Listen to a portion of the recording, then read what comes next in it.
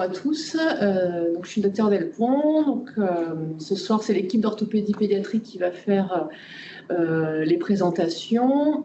On va se concentrer sur la hanche de l'enfant et de l'adolescent. Donc, tout d'abord, nous allons parler de la luxation congénitale de hanche. Après, on fera une présentation sur l'épiphysiolyse. Ensuite, une petite présentation sur l'ostéochondrie primitive de hanche. Et puis, on finira sur un petit mémo global sur les boiteries. Et entre-temps, on aura aussi échangé avec l'audience. Donc là, on va commencer par le docteur Joly-Montrigal qui va vous parler de la luxation congénitale de hanche.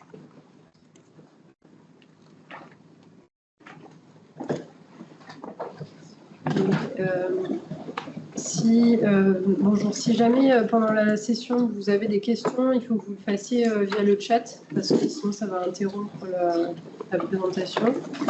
Et si jamais vous avez, à la fin, si vous avez des questions de vive voix, on pourra faire pendant la présentation si vous faites via le chat. Donc, moi, je suis le docteur Joly-Montrigal, je suis PH dans le service d'orthopédie pédiatrique et je vais vous parler de la luxation congénitale de hanche.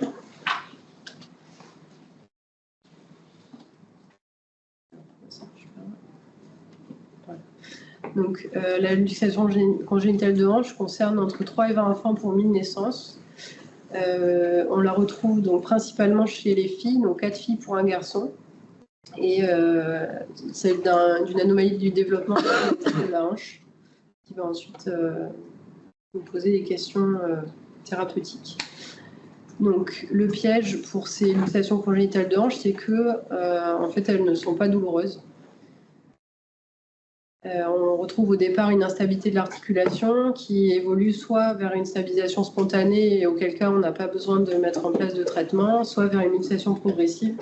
Et c'est là qu'elle nous pose question et qu'il ne faut pas louper le diagnostic.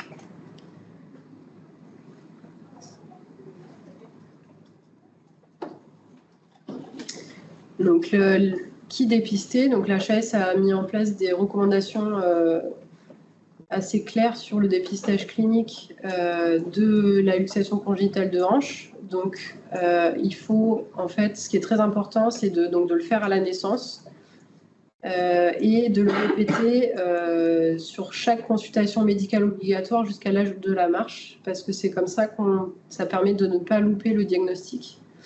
On peut rattraper parfois, même à quelques mois, ça permet d'éviter d'aller vers des choses très, très complexes. Donc, ce qui est important de noter, c'est les antécédents et les facteurs de risque de luxation congénitale de hanche. Donc, il y a les antécédents, du côté génétique, il y a les antécédents familiaux. Donc ça, c'est très important. Il faut vraiment rechercher ces antécédents parce que ça va modifier le dépistage. Ensuite, on a vu c'est plus fréquent chez les filles, mais ça n'exclut de toute façon pas les garçons dans le dépistage. Il y a des facteurs également mécaniques. La présentation en siège, même le siège tardif pour la grossesse, fait partie des facteurs de risque et il faut vraiment y être attentif. La limitation de l'abduction sur les hanches aussi, avec une hypertonie des adducteurs, doivent faire évoquer une luxation congénitale de hanche, le bassin asymétrique congénital, les anomalies posturales associées également. Donc, les conditions d'examen du nourrisson, donc il faut que l'enfant soit déshabillé totalement, donc il faut enlever la couche. Pour bien examiner l'enfant, il faut que ce soit à plat sur un plan dur, en décubitus dorsal. Il faut, dans la mesure du possible, que l'enfant soit relâché et calme parce que en fait, l'examen est faussé lorsqu'il pleure. Donc, ce que je fais régulièrement, c'est que j'hésite pas à utiliser le saccharose comme ça ou la tétine pour essayer de calmer le bébé et pouvoir faire un examen qui soit correct. Alors, dans un premier temps, il y a l'inspection. Il y a des choses que vous devez noter. Il peut y avoir une asymétrie des plis cutanés au niveau du pli de laine. Je sais pas si vous voyez bien sur la photo, un raccourcissement de la cuisse. Ça, c'est un autre marqueur qui doit vous aider. Donc, vous mettez les hanches fléchies à 90 degrés et vous regardez la hauteur des genoux. Donc, il faut bien stabiliser le bassin à l'horizontale et vous regardez s'il y a une différence de hauteur au niveau des genoux. Alors, pardon. S'il y a une différence de hauteur du genou, au niveau du genou, ça veut dire qu'il y a soit un problème au niveau de la hanche, soit un problème au niveau de la longueur d'un des fémurs. Ça, c'est très important également, la symétrie du volant d'abduction. Donc, c'est pas parce que c'est symétrique que c'est normal. Enfin, c'est important de vérifier ça, mais c'est aussi l'importance du volant d'abduction. Il peut y avoir des luxations qui sont bilatérales. Donc, il faut être sûr que l'abduction est normale, et même si elle est symétrique sur les deux hanches. Donc, si l'abduction est inférieure à 60 degrés, elle est pathologique et il faut aller plus loin. Donc là, vous voyez bien sur la photo l'importance d'enlever la couche parce qu'on peut se faire piéger en laissant la couche. Et, vous prenez en repère le pli interfessier, ça vous donne la verticale et ensuite vous pouvez comparer les deux côtés. Ensuite, ça vous connaissez, je pense, les testing de la hanche avec les ressauts, la manœuvre de Barlow. Vous avez sur cet examen, sur cette photo, vous voyez la manière d'examiner les bébés. Donc, vous avez le ressaut de sortie avec un piston et un ressaut, et le ressaut de réduction que vous allez voir à l'examen clinique. Et la manœuvre d'ortholanie aussi, une autre façon de tester la hanche. Donc, avec ressaut de sortie, ressaut de rentrée. Donc, en résumé sur la luxation, donc l'asymétrie des plis à dépister. Alors ça, c'est pas forcément vrai chez le nouveau-né, mais ça arrive parfois chez le plus grand, donc ça doit vous alerter. L'asymétrie du volant d'abduction aussi, très important, ou le déficit d'abduction bilatérale également, hein, ça c'est important de bien le rechercher. L'inégalité de longueur, donc avec la différence de hauteur des genoux, des ressources. Et sortie. On retrouve 3 types de luxation congénitale de hanche. Donc il y a la hanche qui est luxable, luxée réductible ou luxée irréductible. Je vais vous détailler les éléments. Donc la hanche luxable, donc c'est une hanche qui est d'emblée spontanément en place. Elle se luxe lorsqu'on fait les manœuvres luxantes. On a un ressaut de ici. Et ensuite, le ressaut de réduction et la hanche se repositionne en bonne position en abduction. Ah, c'est bon, c'est bon. C'est bon.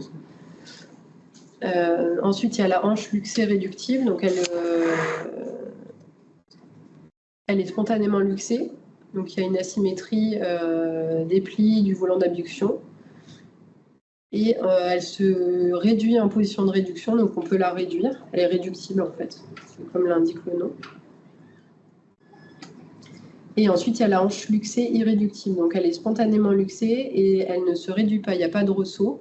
Donc, c'est là où c'est très important de ne pas louper le déficit d'abduction de hanche. Parce que c'est sur ces hanches-là où ça peut être le plus piège.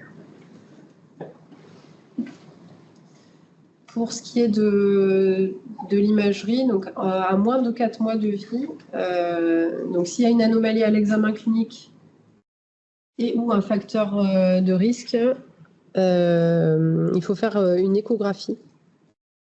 Donc en gros, s'il y a anomalie à l'examen clinique, on fait une échographie d'emblée. S'il n'y a pas d'anomalie à l'examen clinique et qu'il y a un facteur de risque, il faut faire l'examen à 1 mois de vie. Ça, c'est systématique. Donc là, vous avez un exemple d'échographie de hanche avec la tête fémorale, l'aile iliaque, le cotyle. Ce qui est très important sur l'échographie, c'est que ce soit fait par quelqu'un qui a l'habitude de faire des échographies de hanche. Si c'est quelqu'un qui en fait une fois tous les 6 mois, en fait, ça ne donnera pas un résultat qui sera reproductible et les données seront fausses. Donc, il faut vraiment envoyer les bébés vers des personnes qui ont l'habitude de faire des échographies de hanche. C'est hyper important.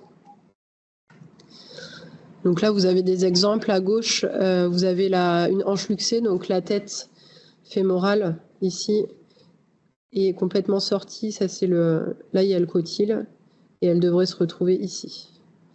Et là, ici, donc droite en position neutre, vous avez la tête fémorale qui est dans le cotyle, et en fait, elle s'excentre avec les manœuvres luxantes.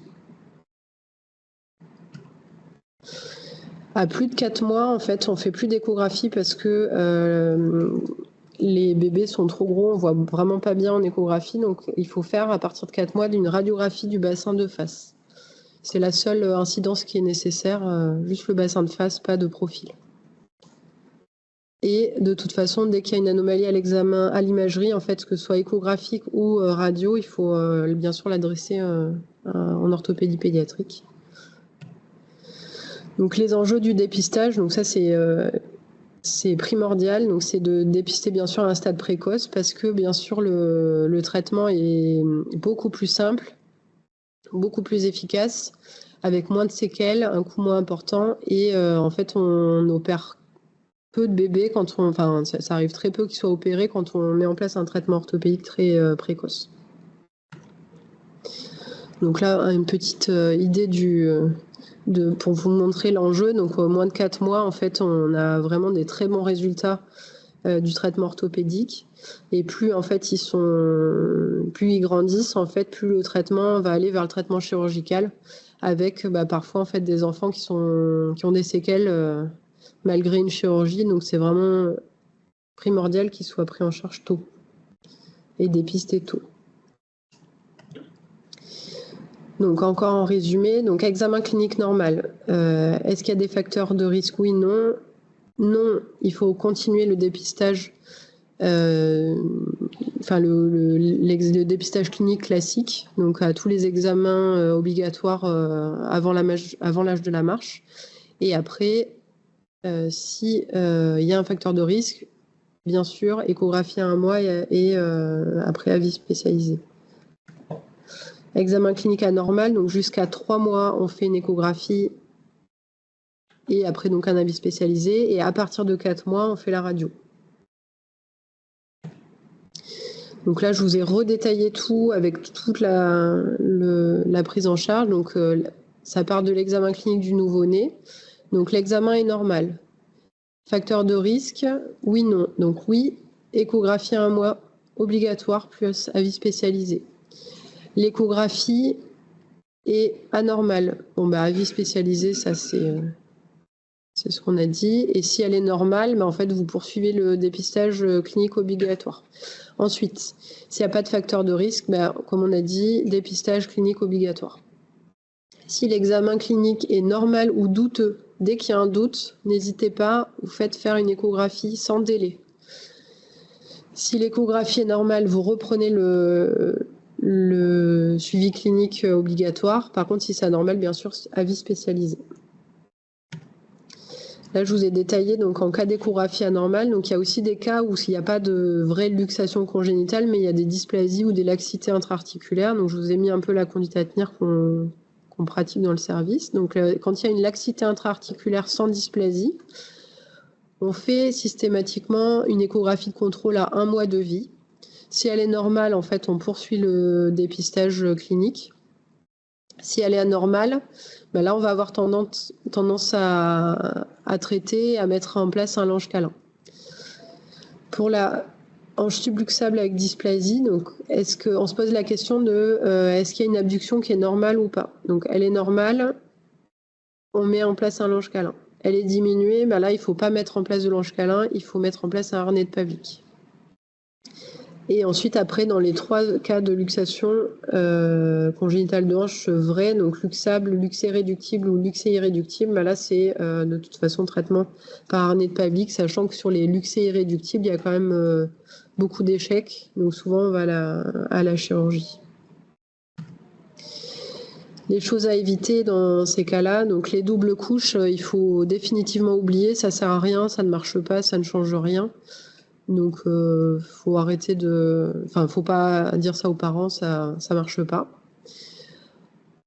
Lorsque la hanche est luxée, luxable ou qu'il y a un déficit d'abduction, il faut pas mettre en place de lange-câlin, en fait, c'est délétère, donc faut pas débuter. Il vaut mieux en fait nous l'envoyer. Nous, on commencera le traitement par harnais de Pavlik. Ça sert à rien de mettre en place un traitement avant. Donc pas de l'ange câlin si hanche luxée, luxable ou déficit d'abduction.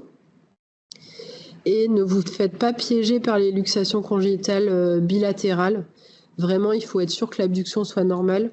Là, je vous ai mis un cas d'une patiente que j'ai vue en consultation à 2 ans et demi. On lui avait dit, après l'acquisition de la marche, elle boitait, on lui avait dit que ça allait passer tout seul. Et en fait, c'était une luxation congénitale bilatérale. Le traitement chirurgical a été extrêmement lourd. Donc surtout, dès que vous avez un doute sur l'examen clinique ou même sur une boiterie à la marche, vous n'hésitez pas à faire une imagerie. Faut pas attendre, en fait, faut le faire rapidement. Des petites informations sur ce qu'on a pu mettre en place dans le service. Donc avec l'équipe des puéricultrices et des auxiliaires, on a réalisé un livret à destination des parents pour les patients qui mettent en place, pour qui on met en place un harnais de Pavlik. Et elles ont réalisé des vidéos d'éducation thérapeutique avec ce QR code-là qui permet aux parents en fait de pouvoir visualiser les vidéos sur le site web le YouTube du CHU. Donc ça, c'est bien. Et après, on va essayer de faire également pour le l'ange câlin, de faire un peu le même système pour que si jamais vous avez besoin de le prescrire, les parents puissent avoir accès également aux vidéos. Et je vous ai mis également les coordonnées du service, donc le téléphone du standard et puis le mail qui peut aussi aider. Vous envoyez un mail, les bébés, on les rajoute hyper rapidement en consultation. Dans les 10 jours, on les voit. Parce que c'est essentiel de les prendre en charge très rapidement. Merci.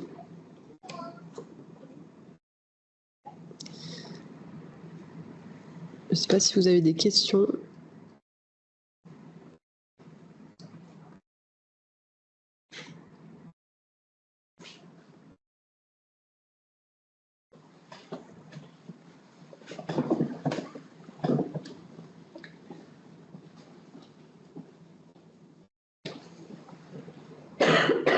Si vous voulez en poser en direct, vous pouvez aussi.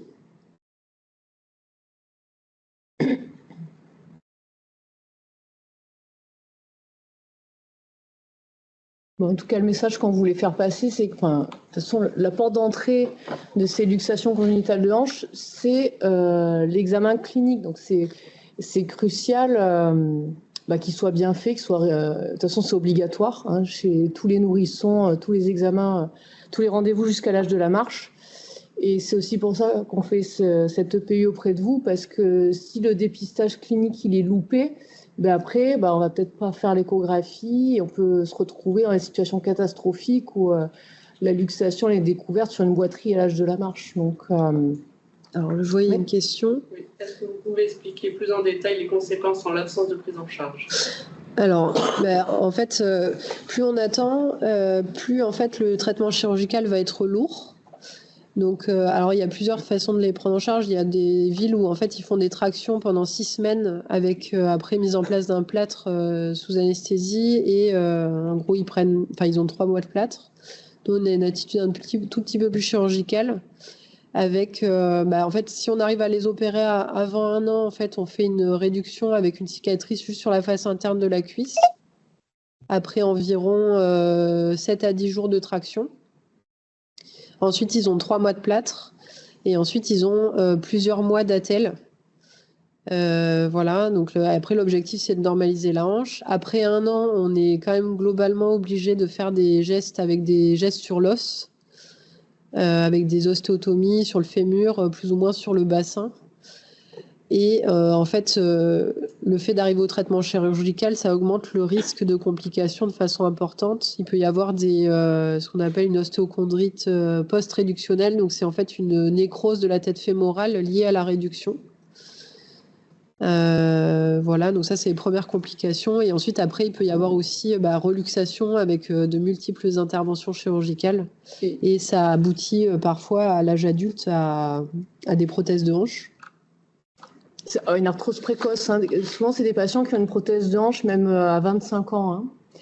Et c'est pas rien de débuter dans la vie avec une prothèse de hanche à 25 ans, parce que comme c'est mécanique, c'est une durée de vie limitée, donc on sait qu'il y aura au moins 2-3 changements de prothèse au cours de la vie après. Mais quand on les voit trop tard, en fait, je ne sais pas si vous vous rendez compte, mais trop tard, c'est déjà passé 3-4 mois de vie, en fait. Pour ça nous, ça fait partie des patients qu'on voit en rajout à la consultation pour rien retarder dans leur prise en charge. Parce que le traitement orthopédique, quand ils sont nourrissons à quelques mois de vie ou quelques semaines de vie, c'est assez simple et beaucoup plus court que passer quelques mois de vie, on rentre vraiment dans une autre dimension. C'est-à-dire que la luxation congénitale de hanche, elle ne va pas avoir tendance à se guérir toute seule, au contraire, elle va s'aggraver, devenir de moins en moins réductible. Et là, on passe dans un autre monde, comme disait Pauline. 3 à 6 semaines de traction si on fait un traitement orthopédique. Le vrai traitement orthopédique de la LCH, c'est 3 à 6 semaines de traction minimum. Plâtre sous anesthésie générale, durée de plâtre pelvipédieux, c'est 3 mois. Relais par attelle de petit, donc ces attelles pour tenir les hanches écartées jusqu'à l'âge de la marche quasiment. Donc à quelques semaines de vie, ça n'a rien à voir, c'est pour ça que c'est très important de les voir le plus tôt possible. En fait, ce qu'on veut traiter, c'est stabiliser la hanche et traiter la dysplasie. En fait, la forme du fémur, de l'acétabulum, elle ne sera pas normale si la tête du fémur, elle n'est pas bien au fond de l'articulation. Ça ne peut pas se développer normalement si elle a laxité, si c'est trop mou. Et donc, c'est ça qu'on essaie de rattraper avec le traitement. Donc, quand c'est réductible, on stabilise la tête du fémur au fond de l'articulation et on espère retrouver une croissance normale. Sinon, cette dysplasie, l'évolution naturelle, de toute façon, toute articulation qui n'est pas parfaite, c'est de l'arthrose précoce. Voilà. Alors ensuite, je vois... Quelle est la durée de port de couche, câlin ou harnais? Alors, ça, je vais revenir sur la diapo, comme ça. Donc, pour la laxité intra-articulaire, donc sans dysplasie persistante après 1 mois, on fait généralement 3 à 4 semaines de l'ange câlin et on contrôle avec une échographie. Si l'échographie est normalisée, on peut arrêter le traitement. Après, pour de ce côté-là, donc on fait pareil, en fait, on fait 3 à 4 semaines, on fait un contrôle écho et en fait, on arrête le traitement quand la hanche est normalisée. Pour le harnais de Pavlik, en fait, ce qu'on a tendance à faire, c'est qu'on met en place le harnais, on les revoit à peu près 10 jours après dans les 10 jours après la mise en place du harnais avec une nouvelle échographie pour vérifier que la hanche c'est toujours bien en place. Et ensuite, après, moi je les revois en tout cas vers 3-4 semaines. Si la hanche après est stabilisée, qu'on fait une nouvelle écho, que la hanche est stable, qu'il reste un peu de dysplasie, en fait, on fait un relais avec un lange câlin. Et en fait, on maintient le traitement tant que la hanche n'est pas normalisée. En fait. C'est vraiment important. La durée, c'est de 1 à 3 mois en moyenne, quoi. La durée totale. Voilà. Le traitement orthopédique, le plus simple, quand on les voit tôt.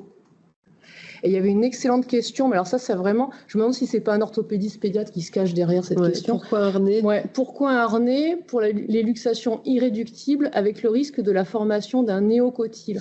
En fait, ce que moi je fais, c'est que quand je mets en place un harnais pour une hanche qui est luxée irréductible, c'est que je vais essayer de réduire la hanche avec le radiologue.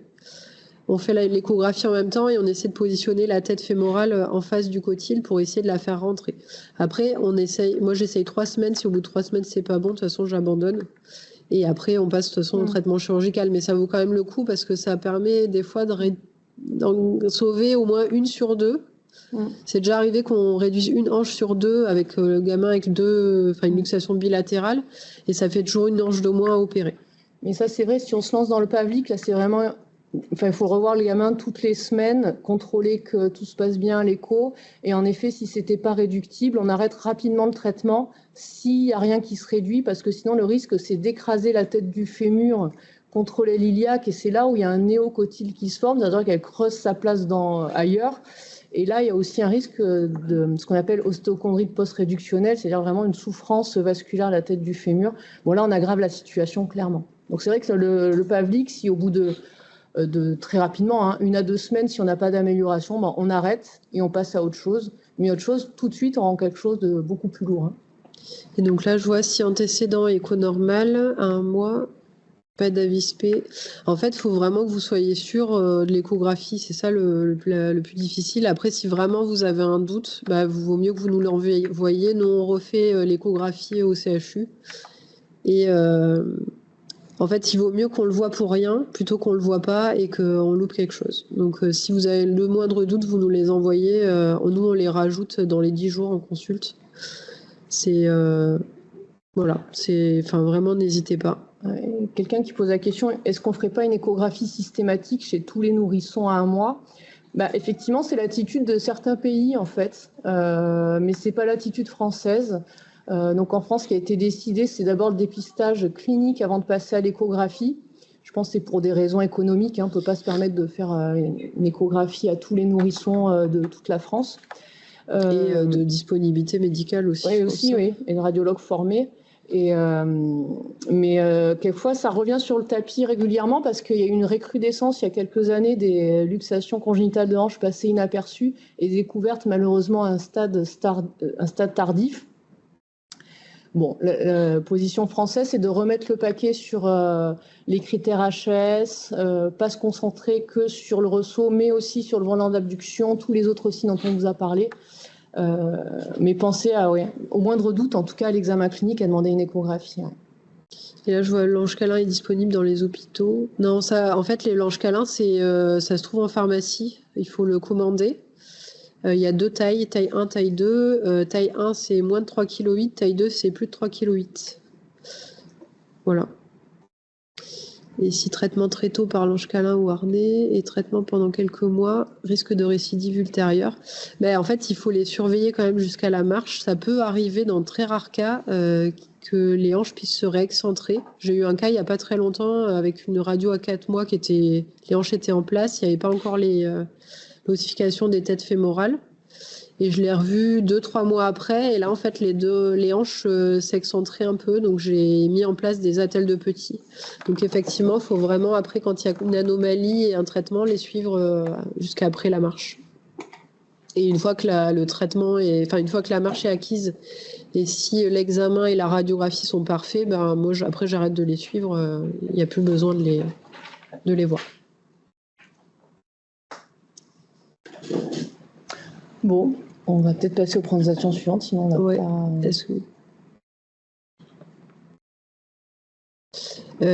Attends, je ne vois pas les questions. Est-ce que vous pensez que mettre le bébé sur le dos par la maman durant la journée et le soir sur harnais? Non, le harnais, c'est 24 heures sur 24. Le harnais, en fait, c'est interdit de l'enlever. Il ne faut pas l'enlever. Quand il y a un traitement par harnais, il ne faut surtout pas l'enlever.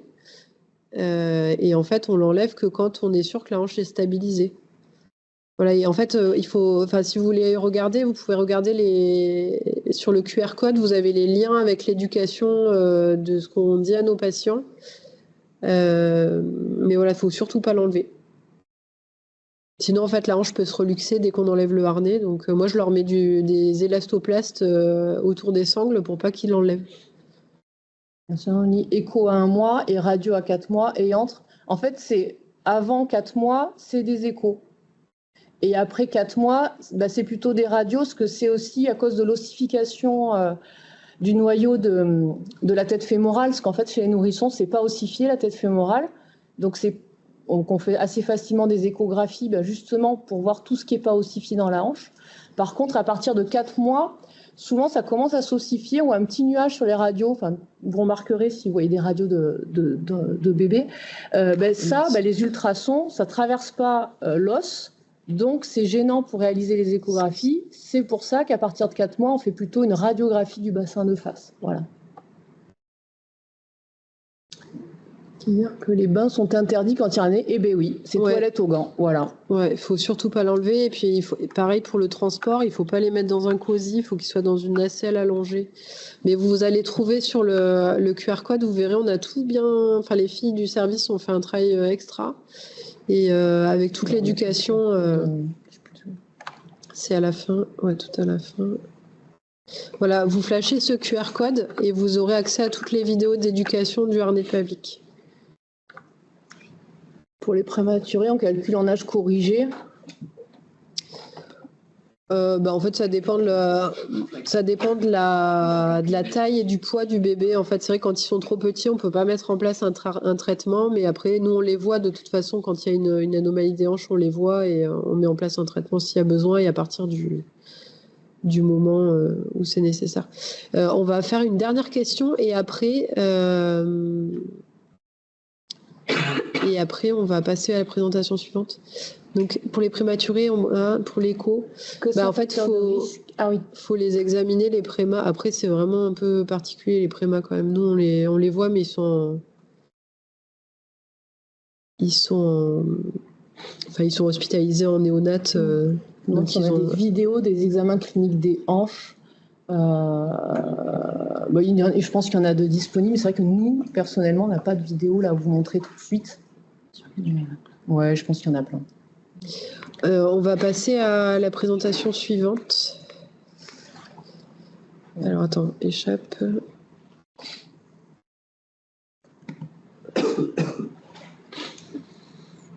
Attends, comment je fais? Comment je fais pour sortir du truc? Ah, voilà. Hop. Et du coup, tu continues par épiphysiolyse. Ouais.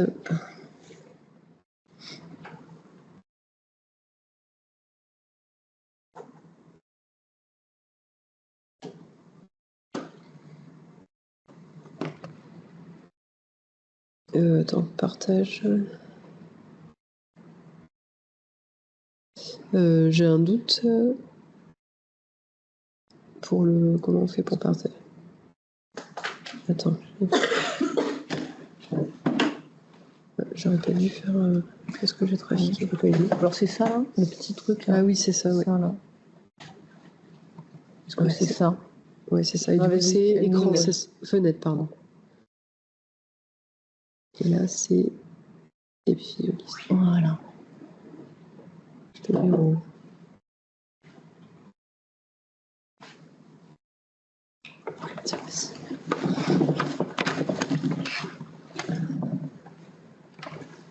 Voilà, donc moi je vais vous parler de l'épiphysiolyse fémorale supérieure, donc autre pathologie un peu typique de l'orthopédie pédiatrique.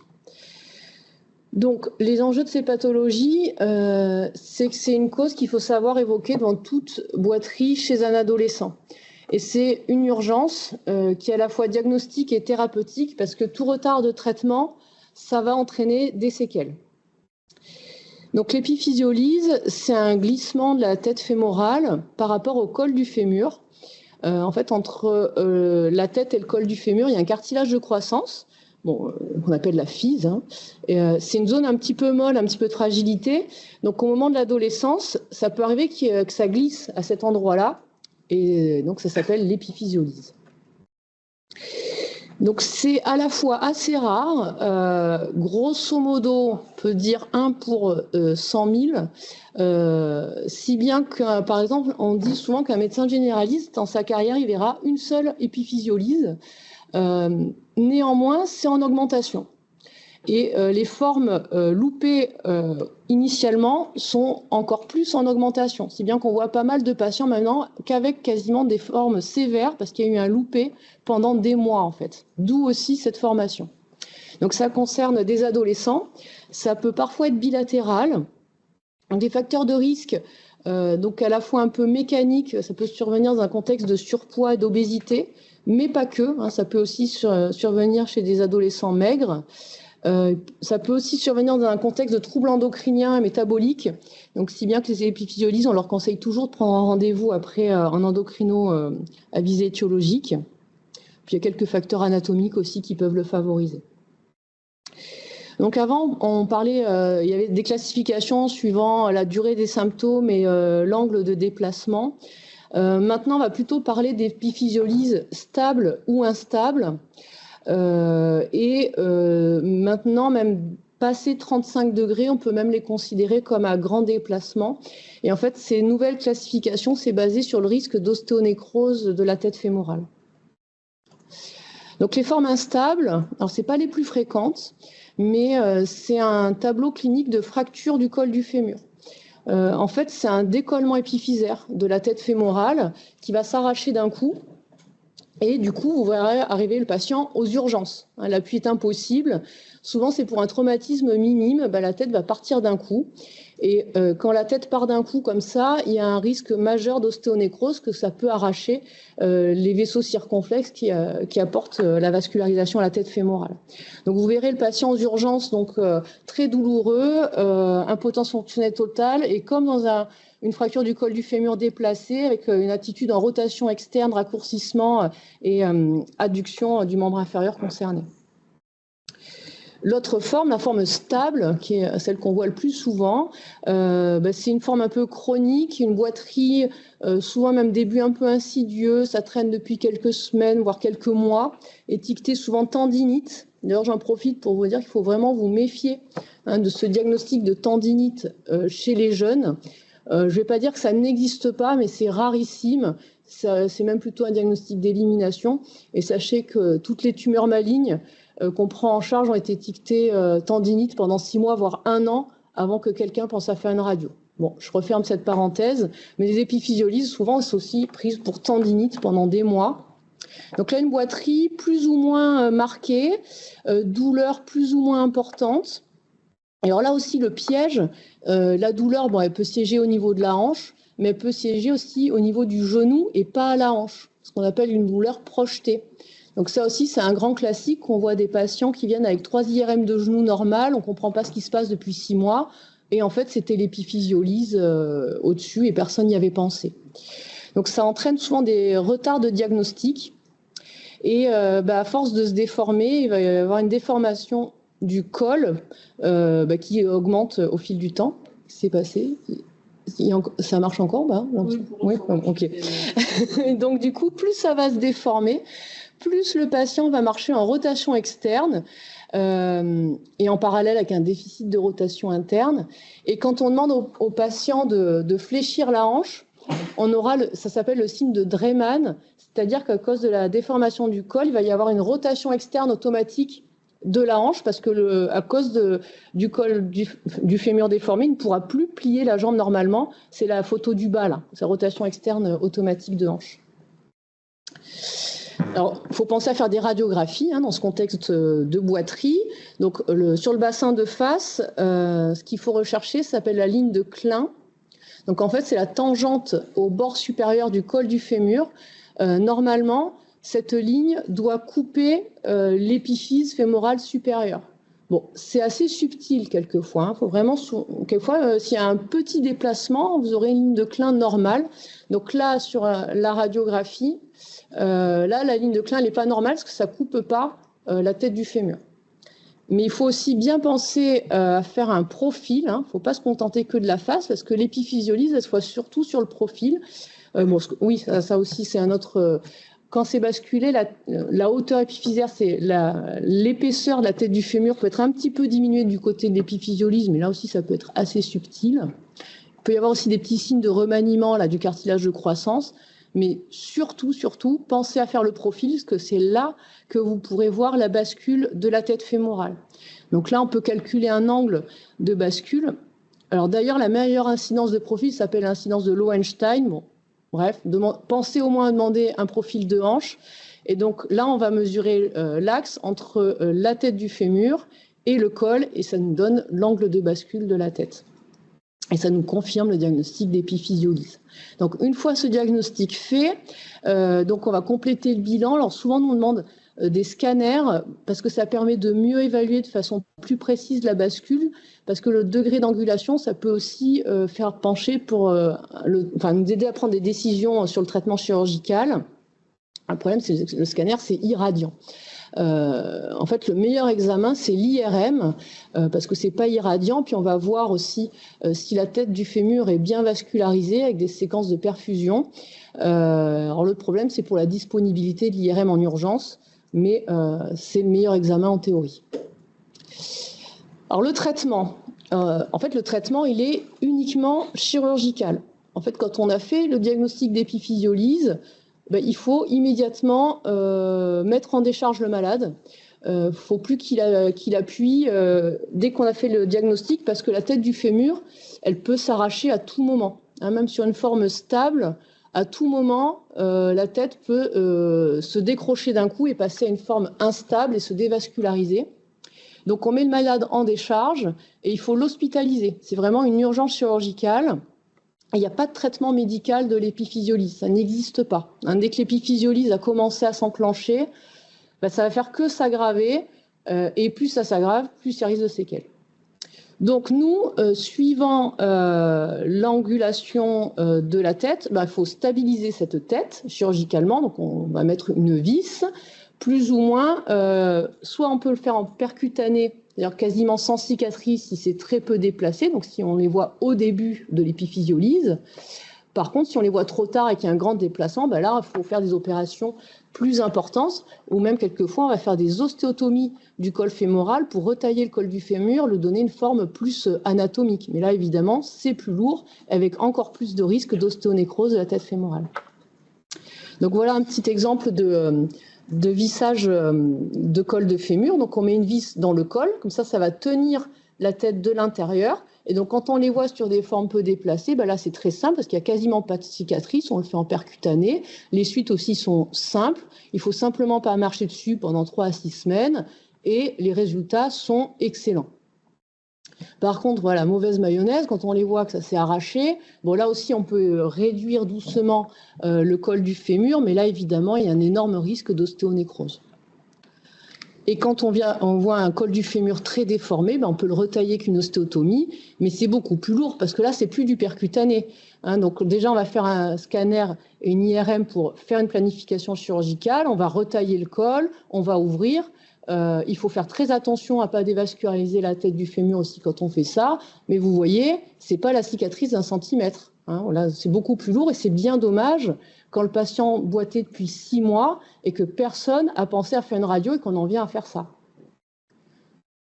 Donc là, les suites sont plus longues aussi, parce qu'on fait une longue période de décharge pour espérer que ça consolide et que ça ne nécrose pas. Et souvent, on vérifie bien la vascularisation de la tête avant de redonner l'autorisation de l'appui. Donc les complications, c'est surtout dès que c'est un peu déplacé. Donc principalement l'ostéonécrose, ça c'est vraiment le risque majeur et quand ça survient, c'est dramatique. Donc là, c'est la suite des illustrations que j'avais utilisées pour vous dire les épiphysiolyses. Quand on les voit en aigu, que la tête du fémur s'est arrachée, on essaie de réduire la tête. Donc c'était les 2 premières radiographies. Et vous avez la suite de l'histoire en dessous où en fait ça a complètement nécrosé et que la tête, il n'y a plus de cartilage, c'est devenu complètement. Voilà, c'est prothèse de hanche malheureusement, le seul traitement à proposer. Donc aussi autre risque, donc c'est la coxite laminaire qu'on appelle aussi chondrolyse. C'est en fait une disparition du cartilage articulaire, c'est-à-dire qu'il n'y a plus d'interligne articulaire, il y a une ankylose douloureuse de la hanche qui peut survenir. Là aussi, malheureusement, le seul traitement, c'est une prothèse totale de hanche. Et ça arrive que ce soit nous-mêmes chirurgiens qui créons ça si on met une vis un peu trop longue. Et ensuite, quand le col du fémur est déformé, il y a un risque de conflit fémoro-acétabulaire, c'est-à-dire que, vous voyez, ça fait une bosse, là, d'ailleurs on appelle ça le bump. Cette bosse, quand le patient il plie la hanche, ça vient buter contre le labrum et ça peut aussi user précocement la hanche et être un facteur de risque d'arthrose précoce. Donc là aussi, il y a des chirurgies qui existent pour améliorer la morphologie du col du fémur, mais toujours, c'est bien dommage qu'on l'ait vu à ce stade-là et pas avant. Donc, dès que l'articulation ne va pas bien, la conséquence, c'est une arthrose précoce. Et ça arrive qu'on doive même mettre des prothèses de hanche à des adolescents de 14 ou 15 ans pour s'en sortir une fois que la tête est nécrosée. Donc, les complications, principalement l'ostéonécrose et puis tout ce qui est raideur articulaire, surtout si malheureusement on les voit à un stade où ça a été loupé initialement. Donc, la meilleure prévention, c'est le diagnostic précoce. Donc, c'est là où vous entrez en jeu et on compte sur vous. Voilà. Donc, si vous ne devez retenir qu'une seule chose sur les épiphysiolyses, c'est un ado qui boite, y penser et penser à faire les radios et à l'évoquer. Voilà, donc je vous remercie et maintenant on passe aux questions. Voilà. Comment on fait pour voir Peut-être qu'en attendant les questions sur cette partie-là, il y avait encore quelques questions de la partie d'avant. Quels sont les facteurs de risque génétiques, les antécédents familiaux, l'origine originaire de la Bretagne? Alors ça, l'origine bretonne dans les luxations congénitales de hanche, c'est plus d'actualité. Déjà, parce qu'il y a eu un brassage génétique des populations là, depuis voilà. Et aussi, en fait, c'était pas tant que ça génétique, c'était aussi dû au langeage traditionnel des nourrissons avec les deux cuisses très serrées. Et donc, ça favorisait les luxations congénitales de hanche, au-delà encore de l'origine génétique. Mais c'est vrai qu'il y a une petite part de génétique. Donc, l'origine génétique, c'est surtout antécédent familial au premier degré. Voilà, le facteur de risque. Et puis après, il y a tout ce qui est syndrome, maladie du collagène, syndrome d'hyperlaxité, tout ça. Et ce que j'ai pas dit tout à l'heure aussi, c'est par exemple sur les bébés qui ont des malformations, par exemple des pieds, ou des malpositions de pieds, on n'hésite pas, on fait des échographies systématiquement de dépistage, même si l'examen clinique est normal pour pas louper quelque chose. Il y avait une autre question qui était, vous utilisez toujours la ligne de petit chez les moins de 3 mois? Là, je pense, là, on est très spécialisé, là, mais en effet, il y a des critères radiologiques pour évaluer si la tête du fémur est bien centrée. Mais après, oui, moi, après, je pense que ça dépasse un tout petit peu le cadre de cette formation, peut-être pas embrouiller. Je pense que ça doit pas être ça doit être des orthopédistes pédiatres là, qui posent des questions. Hein, ouais. Qu'est-ce que vous pensez de la traction dans les épiphysiolises avant chirurgie? Alors, la traction avant chirurgie, donc là, il y avait eu tout un symposium sur les épiphysiolises. Ça n'a pas prouvé de bénéfice. Alors, nous, ça arrive qu'on les utilise. Par exemple, un patient hyperalgique, ça peut le soulager un petit peu, mais ça ne va pas réduire le risque d'ostéonécrose. Ce n'est pas statistiquement prouvé. Par contre, ça peut clouer le malade au lit s'il fait n'importe quoi. Voilà. S'il n'est pas capable de comprendre qu'il ne faut pas marcher du côté de l'épiphysiolyse en attendant d'être opéré et qu'on le voit déambuler dans le service, voilà, là c'est traction. Voilà. Mais ça n'a pas prouvé d'efficacité, ça ne réduit pas non plus l'épiphysiolyse.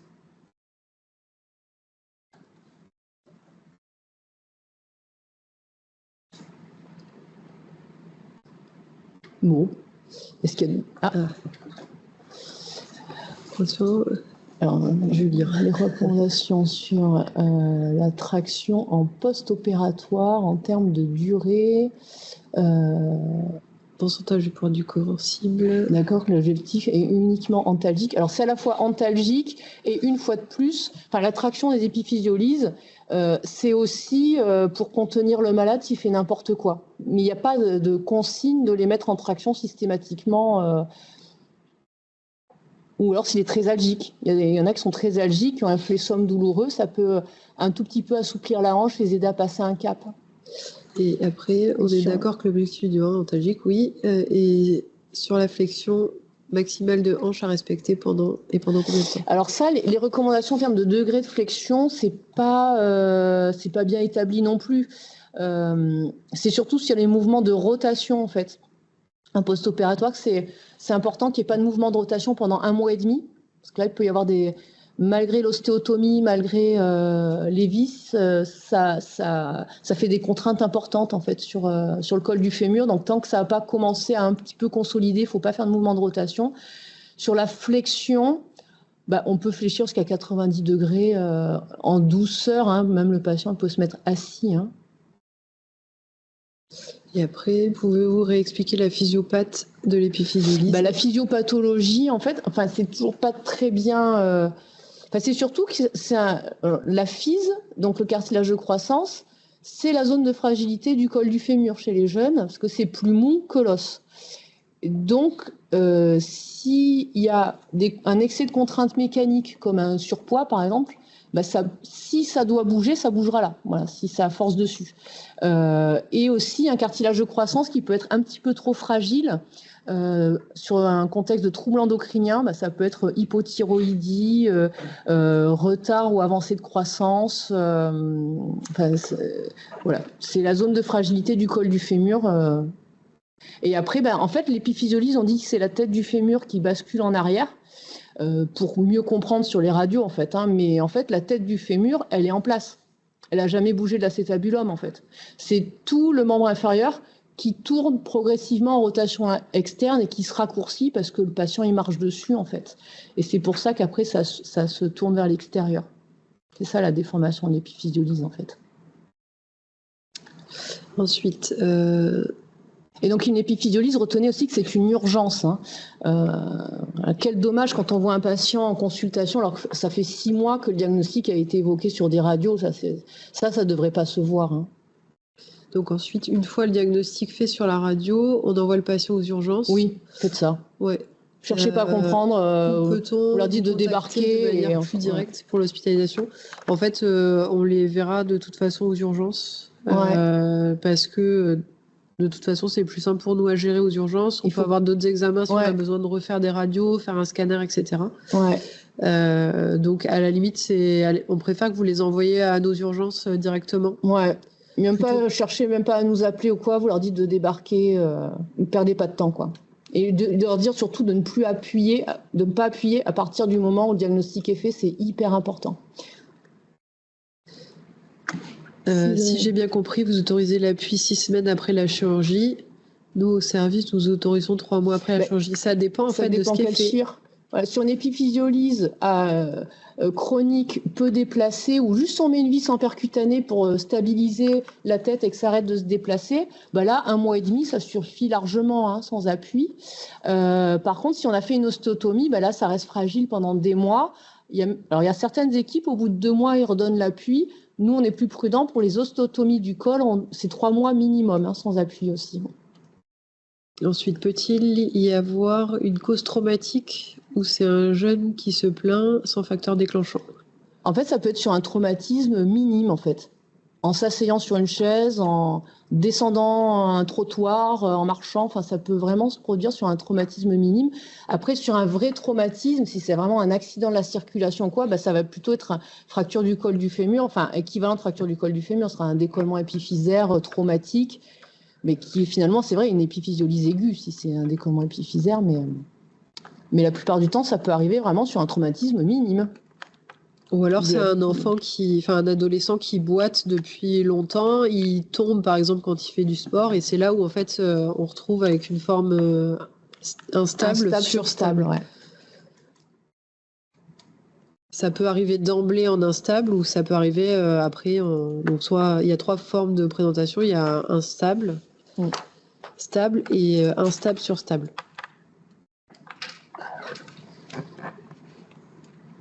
Bon. Donc, ce qu'on va faire, c'est qu'on va passer à l'ostéochondrite, qui a pas mal de trucs. Je pense que ça va susciter pas mal de questions. Ouais. Dans quel cas on est fixé le côté latéral? Alors, donc là, j'ai un interne qui était là dans la salle. Il me demande. C'est une diapo que j'avais mise que j'ai enlevée pour que ça dure pas trop longtemps. Mais il me demande dans quel cas on fixe le côté contralatéral. Ça, c'est vraiment une question de chirurgien.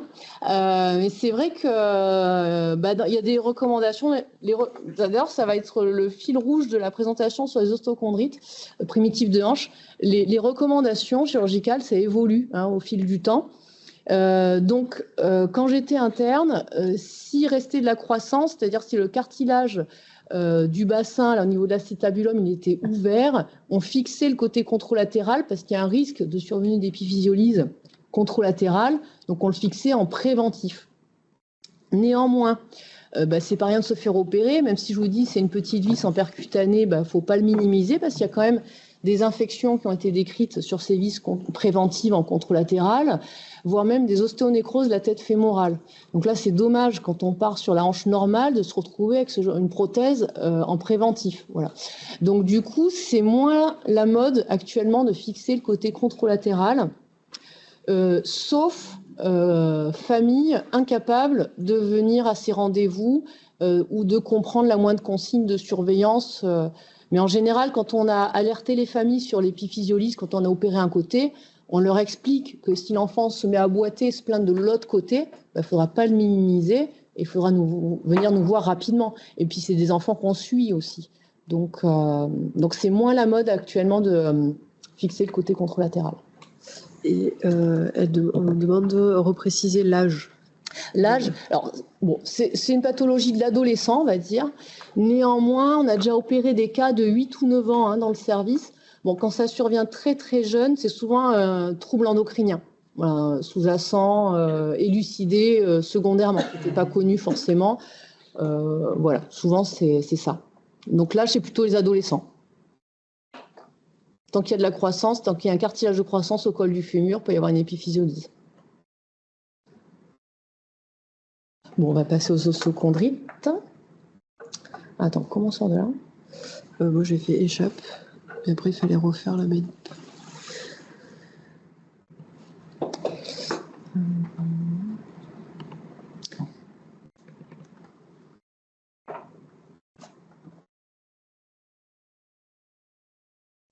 Et donc là, il fallait faire le truc. Ah oui, ça là. Fenêtre. Celui-là. Et là, tu peux te mettre en Et en cas d'atteinte bilatérale, vous fixez les deux côtés en même temps ou... Ça peut arriver. Ça peut arriver. Ouais. Après, s'il y a 2 ostéotomies à faire... Non, on ne fait pas le même jour. S'il y a 2 ostéotomies à faire, on ne fait pas le même jour. Bon, c'est rare quand même, mais on a déjà eu des cas comme ça.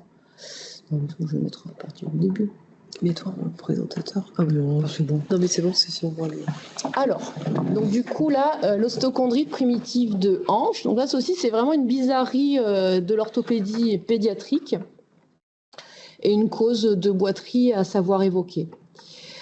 Donc là, c'est une nécrose qui va survenir spontanément au niveau de la tête du fémur, dans le territoire de l'artère circonflexe postérieure. En fait, l'artère circonflexe postérieure, c'est celle qui est principalement responsable de la vascularisation de la tête du fémur.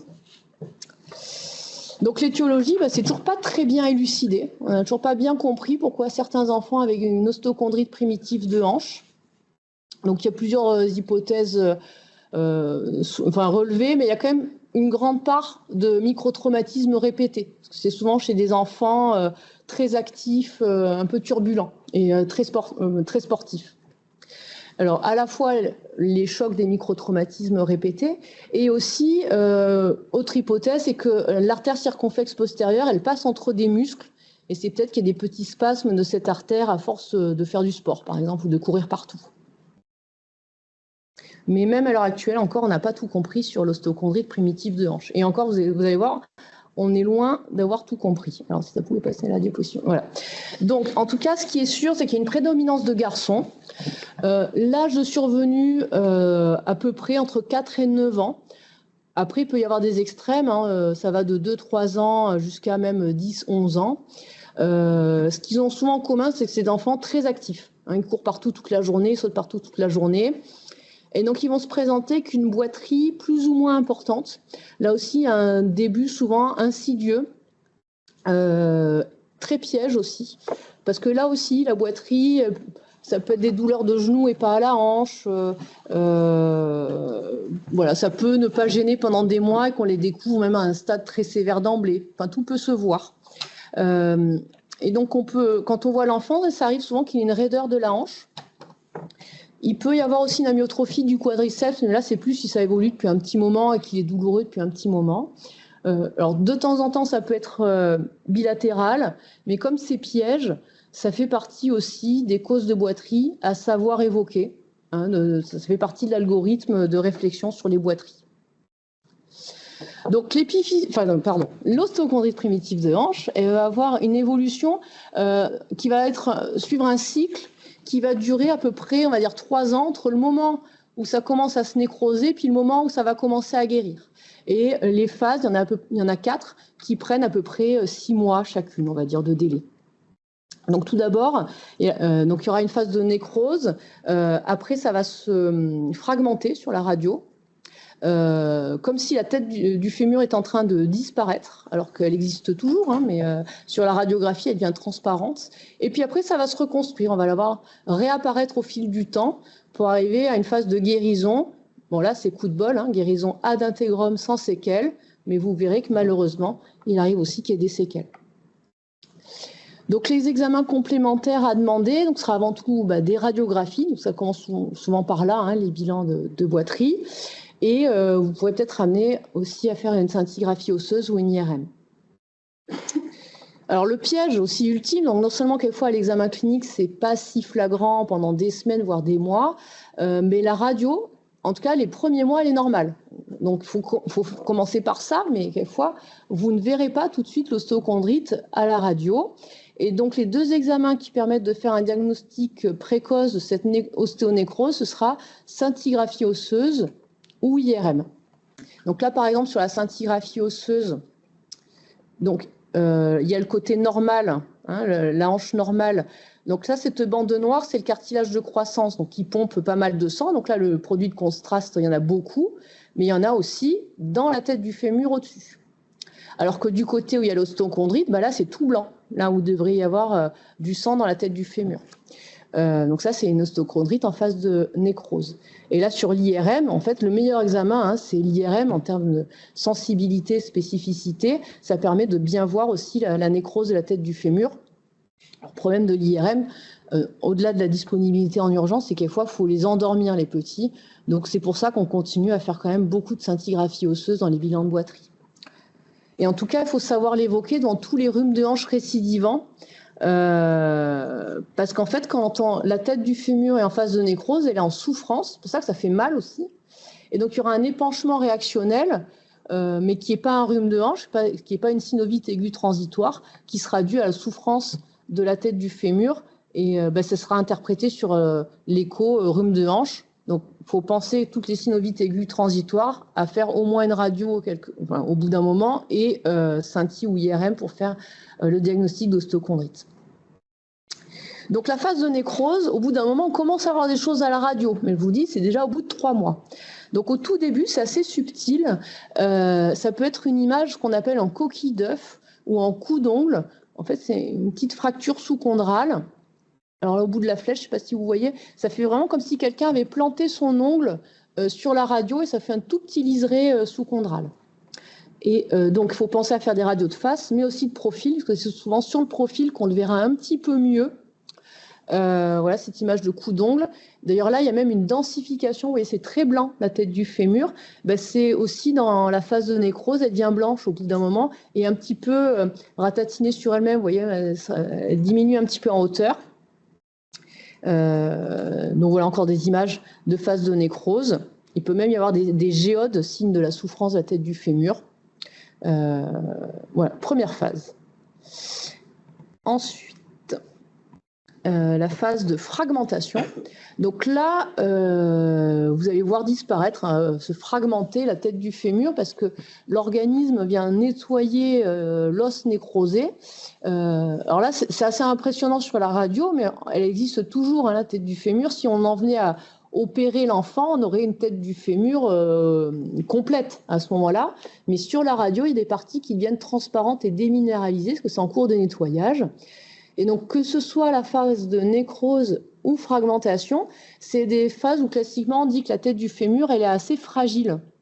Et c'est vrai qu'il y a des gens qui ont fait des arthroscopies de hanche à ces phases-là à des enfants qui ont montré que quand on teste la solidité du cartilage de la tête fémorale, c'est assez mou, c'est vrai. Donc, c'est des phases où souvent on dit qu'il ne faut pas trop appuyer. Et en tout cas, il faut vraiment limiter les activités sportives à ce moment-là. Mais ça, je vous en reparlerai après, de l'attitude thérapeutique.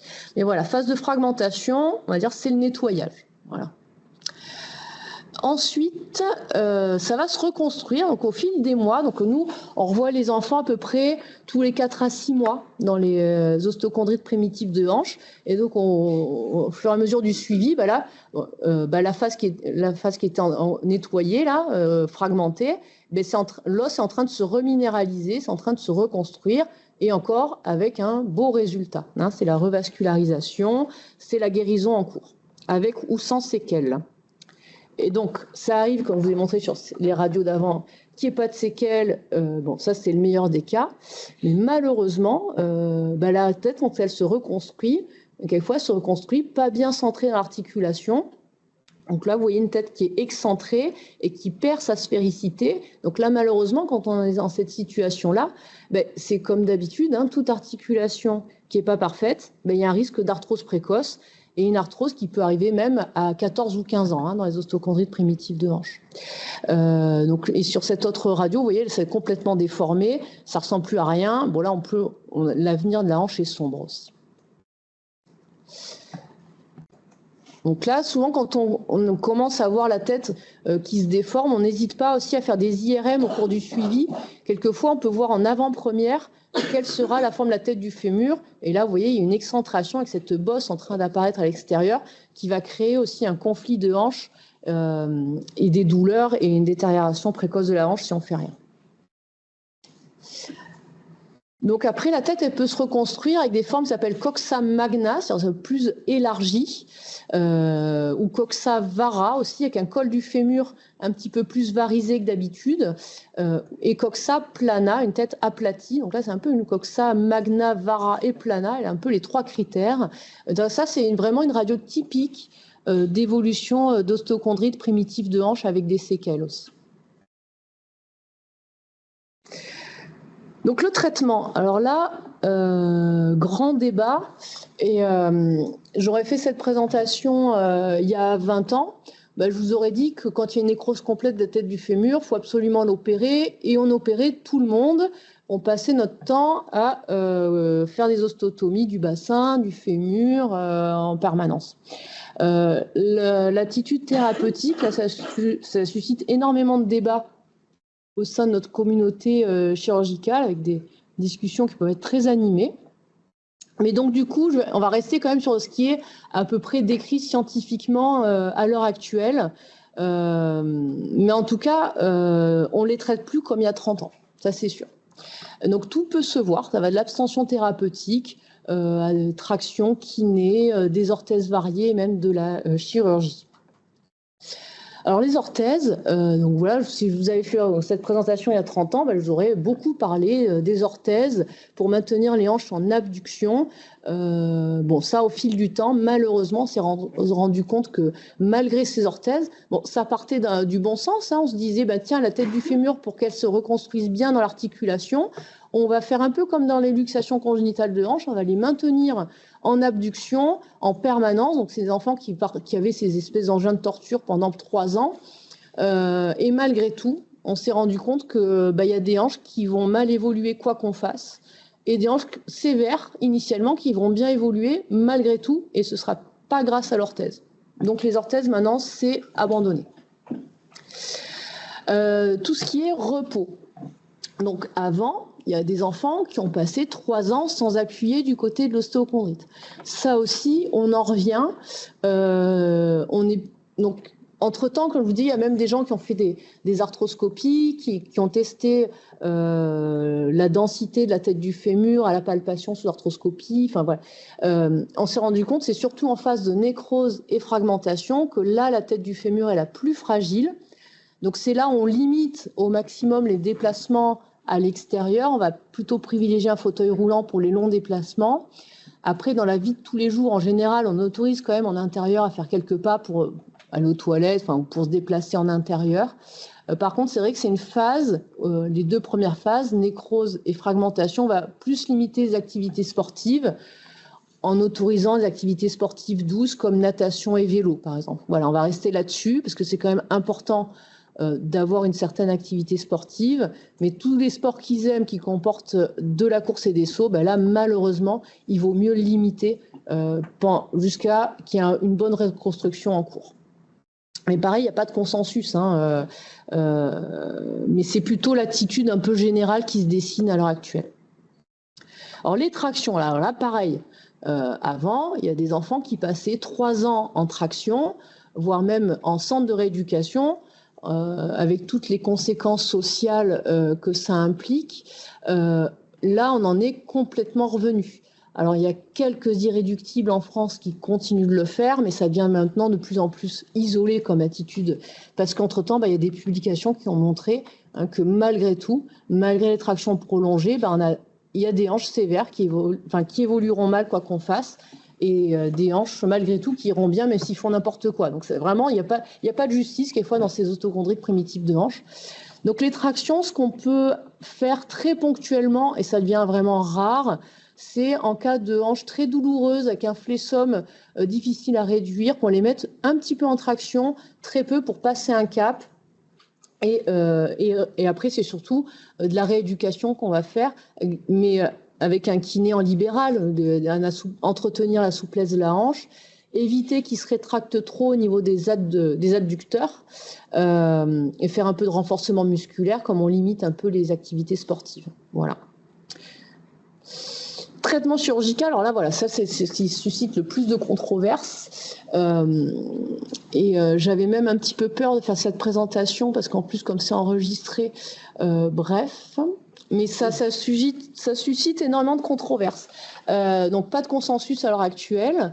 On les opère un peu moins, comme je vous disais, qu'à une certaine époque. Et les chirurgies même changent un petit peu au fil du temps. Mais le but, c'est d'améliorer la couverture de la tête du fémur. C'est hyper important que la tête du fémur, elle soit la plus sphérique possible et la mieux centrée dans l'articulation. Donc ça arrive qu'on joue au niveau de la forme du bassin, donc qu'on fasse des ostéotomies de bassin. Donc ostéotomie, c'est le terme chirurgical, quand nous on retaille l'os pour le faire consolider dans la forme qu'on veut, pour que la tête du fémur soit mieux couverte. Ça arrive aussi qu'on agisse aussi au niveau du fémur lui-même, mais un petit peu moins qu'à une certaine époque, parce que malheureusement, quand on touche trop à la forme du fémur dans l'enfance et l'adolescence, s'ils finissent malgré tout avec une prothèse de hanche, nos collègues d'orthopédie adulte nous maudissent, parce que les résultats des prothèses de hanche, ils sont mauvais quand on a un fémur très déformé par les chirurgies, les antécédents de chirurgie, quoi.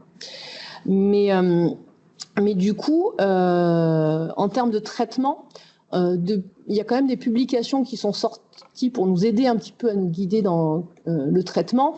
En tout cas, il y a des séries prospectives qui sont sorties avec plusieurs centaines de patients suivis pendant des années jusqu'à maturation squelettique, alors qui ont montré que tout ce qui est traitement orthopédique, malheureusement, ça sert à, je ne vais pas dire que ça sert à rien, mais en tout cas, toutes les tractions prolongées, orthèses, aucune efficacité par rapport à l'abstention thérapeutique. Avant 6 ans, aucune différence entre tous les types de traitements, y compris ceux qu'on a opérés. Donc il y en a qui vont bien, c'est pas grâce à la chirurgie, en fait, c'est qu'ils étaient destinés à être bien, quasiment.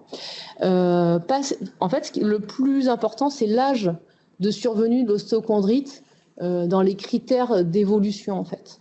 Donc si ça survient après 6, voire 8 ans, suivant les auteurs, on aura plutôt tendance à avoir un traitement chirurgical suivant les équipes, et je dis ça avec des pincettes. Voilà. Mais ça, c'est pas vous qui avez décidé, ça, c'est une affaire de spécialistes. Il y avait la série aussi historique de Herring qui avait suivi des centaines de patients jusqu'à maturité squelettique, qui avait aussi confirmé que malheureusement, tous les traitements orthopédiques ne permettaient pas d'enrayer l'évolution des ostéochondrites. Pareil aussi, avant 6 ans, qu'on les opère ou que les opère pas, souvent ils vont bien ou pas bien.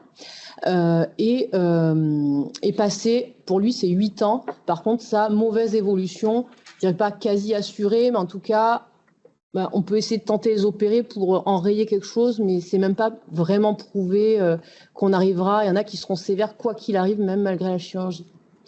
Donc, on avait même publié dans le service, parce on a revu nos patients avec au moins 15 ans de recul, de l'époque de tout chirurgie, l'époque où on opérait tout le monde.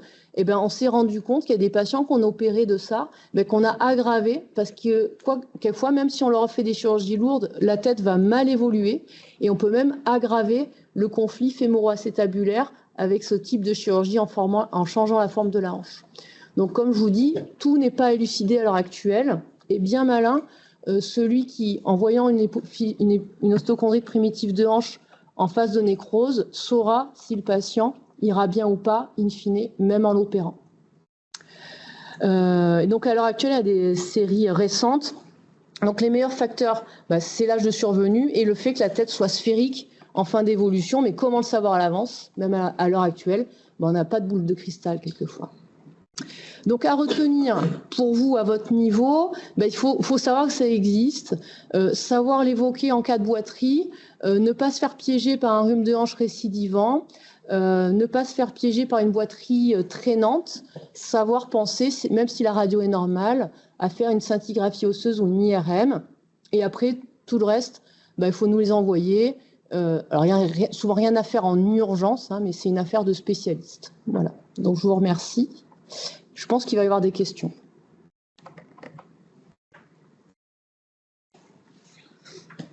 Alors, il y a marqué récidivant égale x3. C'est même récidivant, c'est x2. Enfin, une synovite aiguë transitoire, une fois qu'elle s'est résorbée, il n'y a pas de raison que ça revienne, sauf si vraiment l'enfant a couru partout tous les jours pendant les premiers jours. Normalement, une synovite aiguë transitoire, ça va guérir tout seul. Donc, il faut juste que l'enfant se repose une semaine, grosso modo. On aime bien dire arrête sport 1 mois parce que comme ça, la synoviale, elle est plus irritée avant de reprendre le sport et ça risque, voilà. Mais en général, ça ne revient pas. Donc, si ça revient, c'est qu'il y a quelque chose qui se passe, quoi. Et en cas d'atteinte bilatérale, c'était avant. Voilà. Mais en cas d'atteinte bilatérale chez le jeune enfant, il faut. Pour l'osteochondrie primitive d'Ange, quelquefois même on évoque autre chose, ça s'appelait dysplasie de Meyer. Mais en tout cas, il faut juste qu'on les voit en consulte et on se débrouille. Voilà. Que devons-nous répondre aux parents quand on pronostique qu'on n'en sait rien, malheureusement. Alors, l'âge de survenue, par contre, ça, c'est un critère pronostic qui a bien été identifié dans toutes les publications. Une osteochondrie primitive de hanche qui va survenir avant l'âge de 6 ans, souvent, c'est plutôt de bons pronostics. Mais tout peut se voir. Et par contre, après l'âge de 6 ans, on ne peut pas savoir. Et malgré tout ce qu'on fait, malheureusement, même des chirurgies lourdes, quelquefois, ils évoluent mal, malgré tout. C'est ça qui est un petit peu injuste dans ces osteochondries primitives de hanche. Ensuite, les cas opérés dans le service ont été opérés à quelle phase de l'évolution? Alors, en fait, à l'époque, c'était très tôt. En fait, c'était même en phase de nécrose ou tout début de revascularisation. En préventif, on va dire, pour que quand la tête va se revasculariser, qu'elle se reconstruise dans un acétabulum qui ne s'est pas encore remodelé sur une tête déformée, si vous voulez. Et malgré tout, malgré avoir fait l'ostéotomie du bassin pour mieux couvrir la tête du fémur, on s'est rendu compte qu'il y a quand même des têtes de fémur qui ont mal évolué, qui sont quand même devenues cabossées, on va dire. Le fait d'avoir mieux couvert une tête cabossée, on augmente encore plus le conflit de hanche. Donc c'est pour ça que opérer tout le monde en se disant comme ça au moins, même dans ces cas-là, on n'est pas sûr que ça va bien évoluer par la suite et ça peut être même pire. Donc ça déstabilise énormément les parents parce qu'évidemment il y a une inquiétude énorme quand on les voit en consulte. Et en plus, ça arrive qu'ils demandent des deuxièmes avis, des troisièmes avis.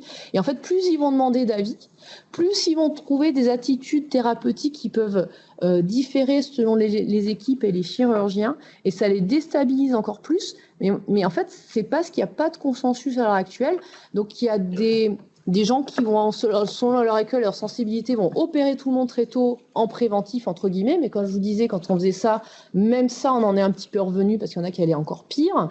Ou opérer personne, mais il y en a qui vont aller mal quand même, et qu'est-ce qu'on fait de ces patients? Voilà, néanmoins, pour les conflits, maintenant, on a des chirurgies, si c'est juste, entre guillemets, la bosse sur le côté de la tête du fémur qu'il faut raboter, on a des techniques où on peut retailler un petit peu la tête du fémur, où c'est moins lourd qu'une ostéotomie de bassin, par exemple. Ensuite, quels sont les critères pour anticoaguler un enfant ado que l'on met en décharge? En gros, avant la puberté, on n'a pas besoin de les anticoaguler. Donc c'est dès qu'ils sont pubères, en fait, on les anticoagule dès qu'on les met en décharge. Voilà, grosso modo, les filles, c'est les premières règles, en général, le feu vert. Les garçons, il n'y a pas comme ça un jour où il y a des règles qui arrivent, évidemment. Donc c'est plus la pilosité. La pilosité, surtout sur les jambes, type un peu adulte. Là, c'est le signe qu'il faut anticoaguler. Ouais. Ou sous les aisselles aussi. Alors, faites-vous une radio de bassin à distance d'un rhume de hanche de façon systématique? À quel moment? Alors, non. Non, il n'y a pas de radio systématique pour les rhumes de hanche. Alors, je sais qu'il y a ça qui traîne quelque part. De temps en temps, je vois ça, mais en fait, si l'enfant va bien, il n'y a pas de raison de refaire une radio à distance. Si c'est une synovite aiguë transitoire, ça va guérir sans aucune séquelle. En fait, c'est vraiment Il y aura un petit peu d'eau dans l'articulation dans le cadre d'une inflammation globale de l'organisme, souvent pour une virose. Mais ça va se résorber tout seul et ça va jamais revenir. Ça va guérir sans aucune séquelle. Donc, si l'enfant reboite, là, il faut refaire une radio, mais c'est autre chose que le rhume de hanche. Ensuite, en fait, toute boiterie de l'enfant ou ado, c'est une radio plus ou moins écho. Ouais. Voilà, c'est le bilan de boiterie. Ouais. Écho. Alors, écho, pas forcément. Hein. Ouais, d'abord, commencer par la radio, parce que l'écho, il faut cibler la demande d'écho. S'il y a une anomalie sur la radio, ça, il faut que le radiologue il sache avant de faire l'échographie. L'ordre, c'est d'abord radio, face et profil, pas que face, et écho éventuellement. C'est une raideur articulaire, en tout cas, il faut faire un écho. Ouais. Et boiterie à la marche, à l'acquisition de la marche, il faut penser luxation congénitale de hanche. Donc là, il faut faire une radio de bassin de face. Alors après, là, c'est excellent parce que j'avais prévu de faire un petit mémo sur les boiteries, justement. Donc peut-être qu'on va faire encore quelques questions juste sur l'ostéochondrite primitive de hanche. Et après, on redébattra de l'algorithme décisionnel des boiteries.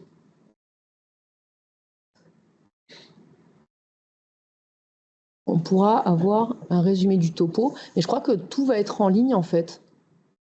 L'intégralité de la présentation. Alors après, vous voulez un résumé? Bon. Oui, voilà. Le PU est enregistré et devrait être mis sur le site YouTube, sur la chaîne YouTube du CHU de Montpellier dans la playlist de chirurgie pédiatrique. Peut-être vas-y enchaîne. Oui, on va faire le mémo des boiteries vu qu'on est en plein dedans. Alors.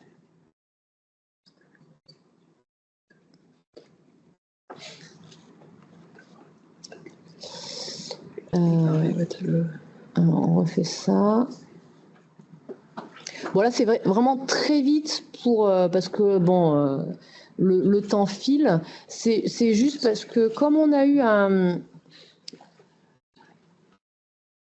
J'arrive pas à faire deux choses en même temps. Comme on a eu un cas d'arthrite septique très sévère de la hanche qui est passé à l'AS pendant longtemps, on va dire, je voulais vous refaire vite fait un petit mémo sur la prise en charge des boiteries pour mettre ça au clair. Ici, là, sur le petit carré, là. Voilà, donc c'est juste. Voilà.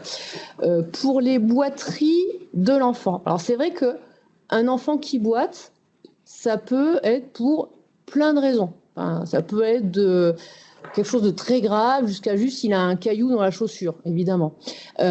Pour pas se faire avoir, en fait, il faut vraiment rester systématique et raisonner en termes d'urgence, en fait. Donc, chez l'enfant ou l'adolescent qui boite, en tout cas chez l'enfant, première idée à éliminer en urgence, c'est est-ce que c'est une infection ? Il faut vraiment avoir cette idée fixe dans le raisonnement des boiteries. Est-ce qu'on a affaire à une infection ostéo-articulaire ? On va bien sûr demander s'il y a de la fièvre, examiner l'enfant, voir s'il y a une raideur articulaire. Et c'est vraiment ça qu'il faut éliminer en urgence. Et les infections ostéo-articulaires, il y en a deux types. Il y a arthrite septique, donc le pus dans l'articulation, ou ostéomyélite, donc le pus, l'infection cachée dans l'os. Et donc l'ostéomyélite, c'est piège parce que comme c'est caché dans l'os, avant que ça devienne plus flagrant, l'enfant il peut se mettre à boiter pendant plusieurs jours, voire même plusieurs semaines avant qu'on se rende compte de quelque chose. Et la radio elle est normale aussi au début, même si oui, il faut commencer par faire une radio dans le bilan de boiterie. Donc c'est vraiment ces deux trucs auxquels il faut penser en urgence. Donc radio ciblée sur la zone douloureuse et il faut se méfier aussi des douleurs projetées. Il ne faut pas hésiter aussi à vérifier les articulations aux alentours. Et échographie, n'hésitez pas, en tout cas pour éliminer l'arthrite septique, parce que ça c'est une urgence chirurgicale. On peut avoir une destruction articulaire dans le cadre d'une arthrite septique. Et après les autres causes, c'est celles qu'on a évoquées ce soir. Ça peut être une luxation congénitale de hanche passée inaperçue découverte à l'âge de la marche. Ça arrive encore à l'heure actuelle que ce soit diagnostiqué sur une boiterie dans un service d'urgence, malheureusement. Une ostéochondrite primitive de hanche, ça finalement c'est moins urgent, mais c'est quand même bien de faire le diagnostic à un moment donné. L'épiphysiolyse chez les ados, et ça peut même être une tumeur maligne. Hein, c'est pas normal qu'un enfant boite.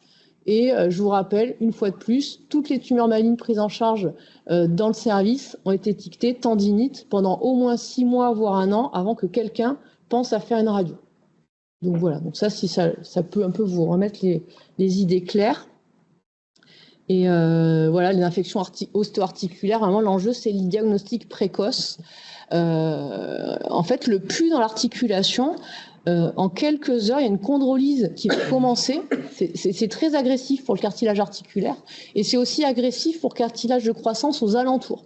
Donc on peut vraiment avoir une destruction articulaire si c'est loupé, ne serait-ce que 24 ou 48 heures. Hein. Surtout une arthrite septique de hanche chez les petits, ça peut détruire tout le fémur proximal. Donc il faut faire attention. Et les ostéomyélites aussi, là c'est plus une urgence médicale au début, puis pareil, si ça n'est pas traité, ça ne passe pas tout seul. Donc ça peut faire même des abcès intra-osseux qui détruisent le cartilage de croissance aux alentours. Donc ça c'était sur le... Ça je vais passer, mais c'est sur le traitement des arthrites septiques, il y aura un épanchement articulaire et il faut surtout faire un lavage chirurgical en urgence au bloc, complété ensuite par les antibiotiques. L'ostéomyélite, c'est les antibiotiques en perfusion. Et la spondylodicite, c'est l'ostéomyélite des vertèbres, où là, c'est aussi un traitement médical en perfusion initiale. Donc déjà, pour les boiteries, est-ce que ça va là pour l'algorithme un peu décisionnel pour remettre un peu les choses au clair? Pouvez-vous... Oui, c'est ça, je pense que c'est ça. On vous remettre cette diapo-là, oui.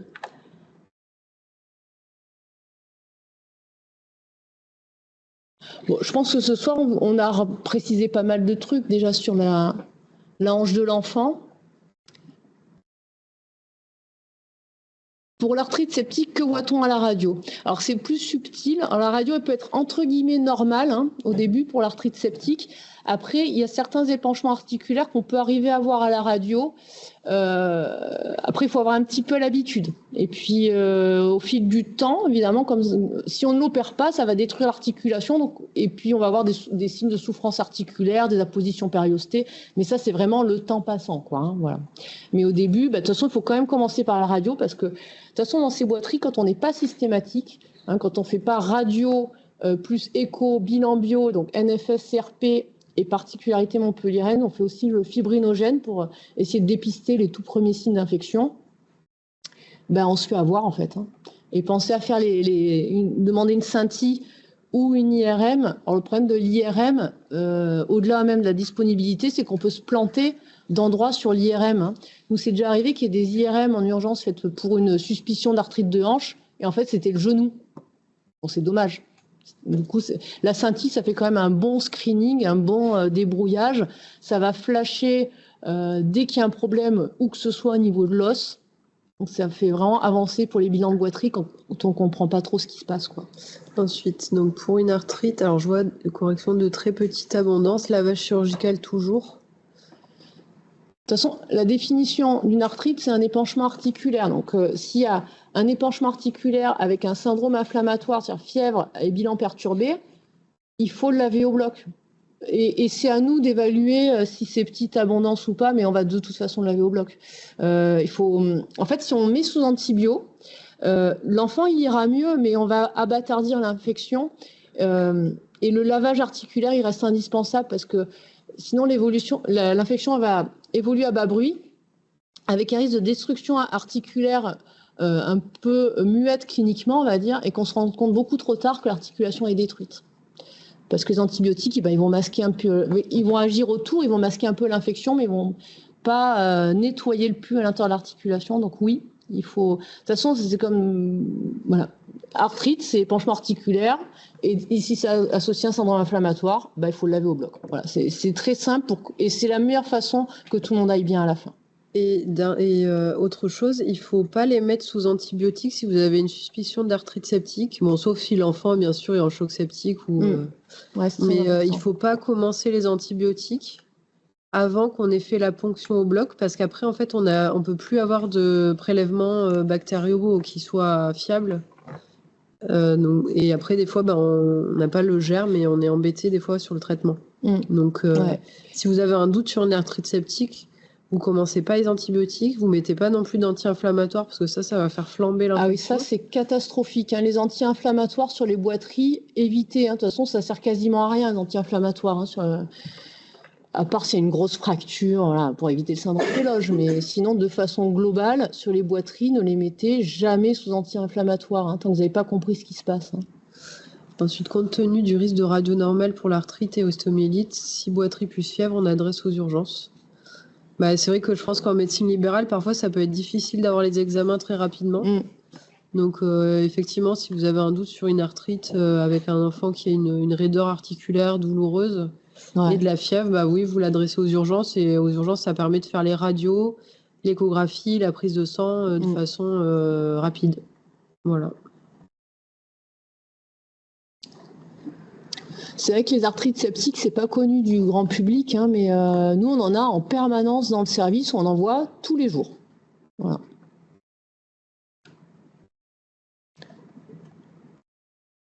Et c'est pas parce que l'enfant n'a pas de fièvre que ça peut pas être une infection aussi. Ah oui, ça aussi, ça fait partie des pièges aussi, hein. En fait, le germe le plus fréquent jusqu'à 4 ans, c'est Kinnella kingae. C'est un germe de la flore oropharyngée. Donc on vit quasiment naturellement avec, en fait, et ça donne pas beaucoup de symptômes, en fait. Donc ça fait typiquement une boiterie qui traîne un peu sans vraiment de fièvre. Ça c'est vraiment typique du Kinnella kingae. Et en plus chez les petits, ils ont du mal à localiser leur douleur. Donc souvent c'est très très piège.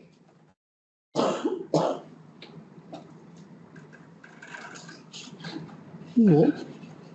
Est-ce qu'on a fini pour les questions sur les boiteries? Arthrite dans la maladie de Lyme. Alors ça c'est plutôt dans les arthrites plus inflammatoires. Alors dans les arthrites, bon là j'ai mis le focus sur les arthrites septiques, mais c'est vrai que dans les bilans des arthrites, bon, si la cause infectieuse n'était pas évidente, ça arrive qu'on fasse des bilans auto-immuns ou des bilans de Lyme, des sérologies, mais ça c'est plus les infectiologues pédiatres qui poussent ces bilans. Mais c'est vrai que le Lyme, ça avait fait un gros buzz là, il y a quelques années, mais il y en a, c'est pas si fréquent que ça quand même. Et le traitement, c'est pas le laver au bloc.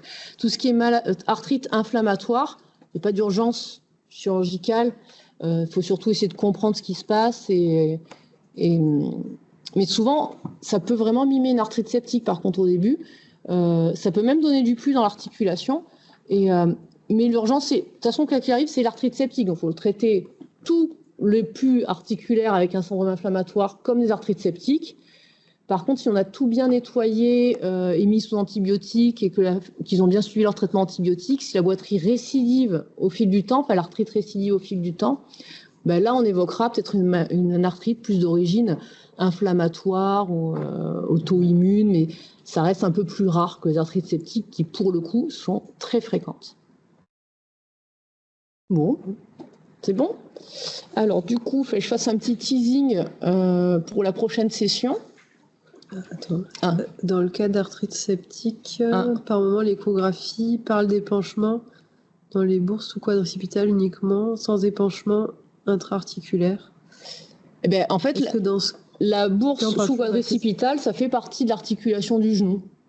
Donc, s'il y a de l'eau à cet endroit-là, ça s'appelle une arthrite. Je pense qu'il faut vraiment rester très simple, hein.